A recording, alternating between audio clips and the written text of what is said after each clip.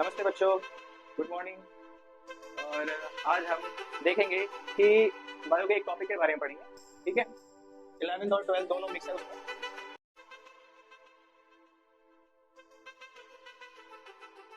Reproduction. Reproduction का मतलब क्या होता है?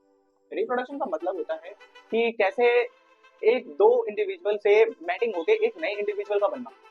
ठीक है, चाहे वो कोई से भी स्पीसीज हो, चाहे वो इंसेक्ट हो।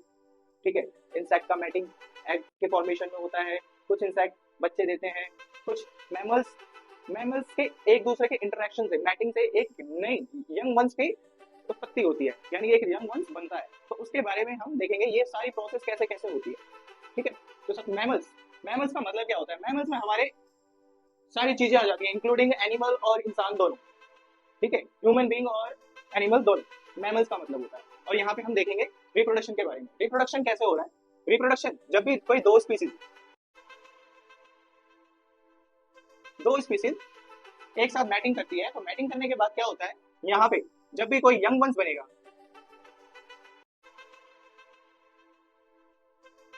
यंग वंस, वो उसमें फर्स्ट और सेकंड, यानी कि फर्स्ट फीलिया और सेकंड फीलिया दोनों की सिमिलैरिटीज देखी जाएगी। अब इसमें सिमिलैरिटीज कैसे देखी जाएगी कि जो डोमिनेंट होगा उसी की सिमिलैरिटीज देखी जाएगी। जैसे कि हम ह्यूमन बीइंग में मान लेते हैं, जैसे कि आप अपने घर में भी एग्जांपल दे सकते हैं कि मान ले कोई एक पेरेंट 1 है और पेरेंट 2, ये दोनों की आपस में मैटिंग हुई। और मैटिंग होने के बाद जो यंग वंस बनता है, यंग वंस बनने के बाद क्या होता है कि जो बच्चा होता है, हमें आसपास के लोग उसे देख के क्या कहते हैं कि ये अपने पापा से मिलता जुलता है, ये अपनी मदर से मिलता जुलता है। तो वो क्या होता है, डोमिनेटिंग में होता है वो। तो मान लीजिए यहाँ पे कोई बॉय होता है या गर्ल होती है,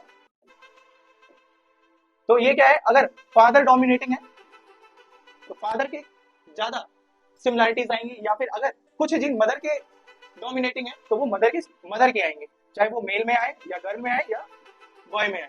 ठीक है, तो इसी तरीके से ये डोमिनेटिंग फैक्टर चलता रहता है। और रिसेसिव में क्या होता है? रिसेसिव हमारा क्या होता है कि वह फैक्टर जो जल्दी दिखता नहीं है,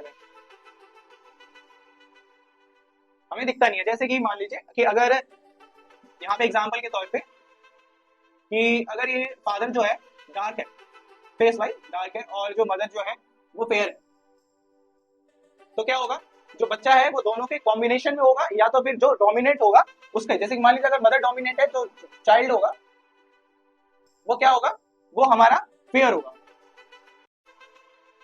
या फिर अगर फादर डोमिनेट है तो जो चाइल्ड होगा, यंग वंस होगा, वो कैसा होगा, डार्क होगा। या फिर अगर ये स्पीसीज, ये जीन जो है दोनों में सिमिलर है, कोई डोमिनेटिंग नहीं है, दोनों रिसेसिव में, तो यह दोनों के कॉम्बिनेशन हो सकते हैं। ठीक है, डार्क और फेयर का कॉम्बिनेशन होगा। इसी तरीके से हम और भी काफी सारी चीजें आने वाले क्लासेस में आपको हम क्लियर करते रहेंगे।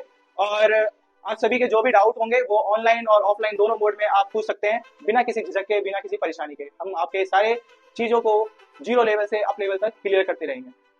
Thank you.